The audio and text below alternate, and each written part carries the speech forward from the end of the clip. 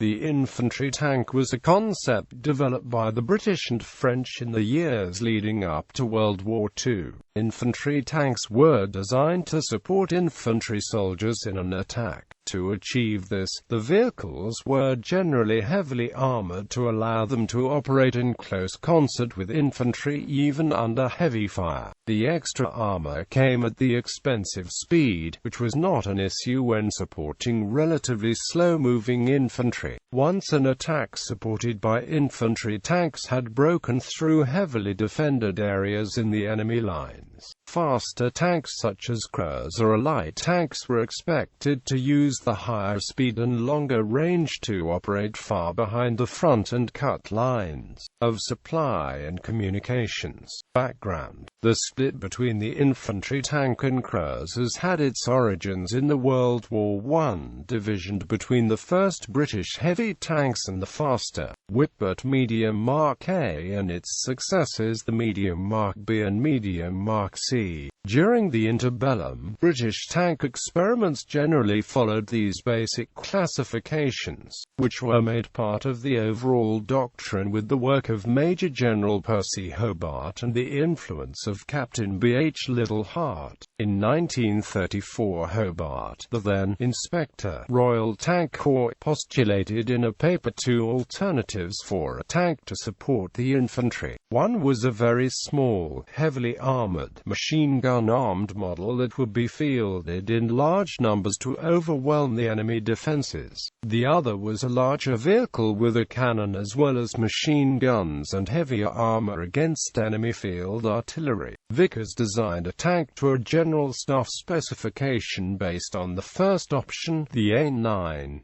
Within the limitations of military finances, the Master General of the Ordnance, Hugh Wells, went for the smaller machine-gun tank. This requirement was passed to Vickers Armstrongs, which had a prototype but with armor-proof against current anti-tanks guns ready by September 1936.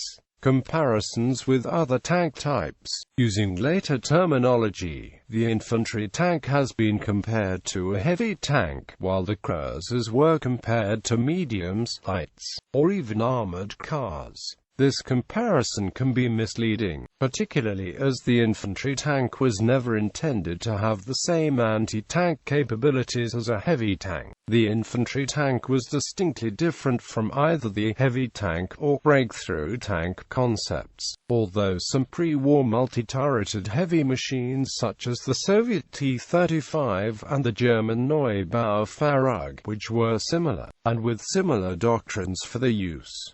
The Neubau Farug was considered too slow for blitzkrieg tactics and fell from favor. German wartime doctrine shifted towards faster medium and heavy tanks fighting large multi-tank battles, with the role of the infantry tank in the assault taken by simpler self-propelled artillery. An important difference, however, was that heavy tanks were generally very well armed, while infantry tanks were not necessarily better armed than other types. For example, the Soviet KV-1 heavy tank and British Matilda-II infantry tank were deployed at about the same time in 1940.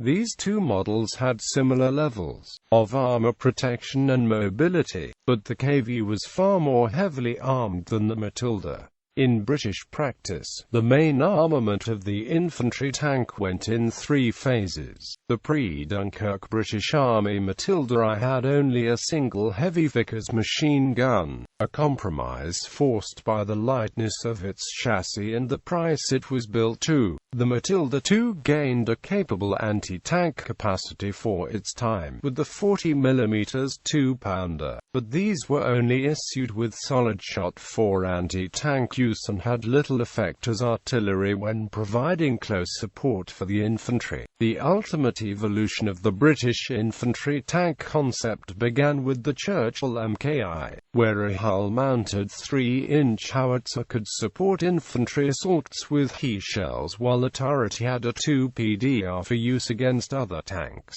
As the increasing size of tanks and the turret ring diameters allowed such a howitzer to be turret-mounted in vehicles such as the Crusader Close Support and Centaur CS. History. UK. Since infantry tanks were to work at the pace of infantry units which would be attacking on foot, high speed was not a requirement and they were able to carry heavier armour. The first two purpose-designed infantry tanks, the Mark I and Mark II Matilda-S, were armed with a heavy machine gun and QF 2-pounder anti-tank gun respectively. The Mark I had been ordered in 1938, but it had become clear that a better armed tank would be needed and its replacement, the Mark II, was already under design and would be ordered in mid-1938. These two saw action in the Battle of France, where in the counterattack at Arras they caused a shock to the German panzer units. Losses of the Mark I in France were not replaced, but the Mark II Matilda remained in production. British doctrine remained that infantry and cruiser tanks were both expected to engage enemy tanks,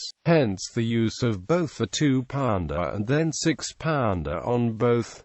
They were followed into service by the Valentine and Churchill designs. The Valentine proved to be difficult to develop further, but the Churchill went through successive variants and served up to the end of the war. As British cruiser tank designs developed into larger vehicles with more powerful engines, they could carry bigger guns and more armour and yet still achieve high speeds. At the end of the war, the cruiser tank lineage led to the universal tank, in the form of the Centurion. In practice, the British did not operate only infantry and cruiser tanks. Lack of production capacity meant the large-scale adoption of U.S. medium tanks.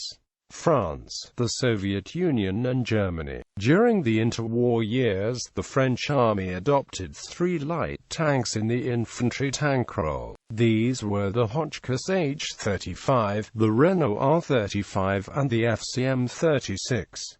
All 3 had 2-man crews and were similar to the Matilda I in terms of size, weight and armour. However, they were better armed, having 37mm guns as well as coaxial machine guns. In practice, although able to resist hits from other tanks and anti-tank guns, and designed for good, albeit slow, cross-country performance, the separation of tank functions into specialized areas such as infantry and cruiser types was not effective. Invariably, the cruisers ended up meeting enemy tanks in combat, while the infantry tanks were the only ones present when a breakthrough was accomplished. The infantry tank idea faded as tank design progressed during the war. It was eventually replaced outright with the general acceptance of the universal tank idea. The concept was also employed by the other big tank-producing nation of the 1930s,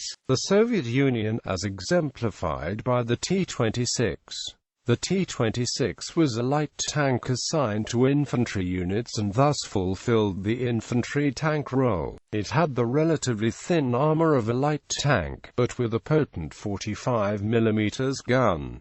The BT tanks were the fast cruiser types. Germany had its separate Panzerwaffe. The German infantry used phased-out Panzerkampfwagen in its independent tank brigades. This is often seen as reflecting some explicit doctrine. In reality, it was simply caused by a lack of funds, tank production not having any priority. When more money became available, the Sturmgeschütz III was taken into use by the artillery. In its original role of an infantry close support vehicle, the counterpart of the Allied infantry tanks. Despite the concept of splitting tanks into infantry and cruiser roles being an instance of the general economic principle of division of labor in mechanization, during World War II, its application in mechanized warfare proved to be hugely inefficient in terms of technical development development, production, maintenance, logistics, and, worst of all, tactical flexibility. Therefore it was not surprising that during the war, it was progressively abandoned by all the major belligerent countries.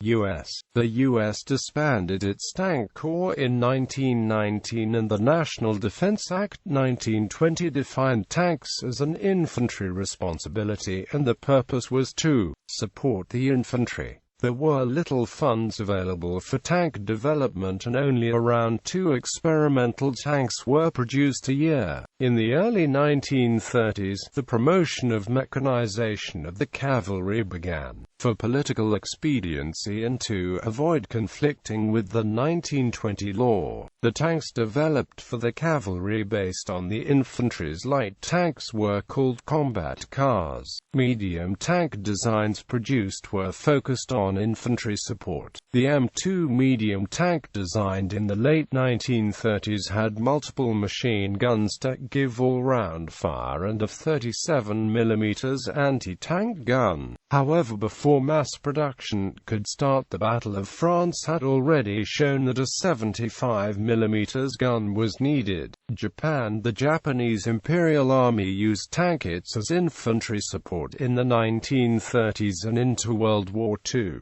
These small light tanks were also referred to as armored cars and included the Type 92, Type 94, and Type 97 (TK) vehicles. Japanese troops would ride on the fast-moving tankets, use them as tractors to pull equipment, or otherwise use them in support roles. Only later versions of the tankets came equipped with anything other than machine guns. These vehicles were successful supporting infantry in campaigns against China in the 1930s, but were not designed to engage other tanks with armor that was meant to repel only small arms fire.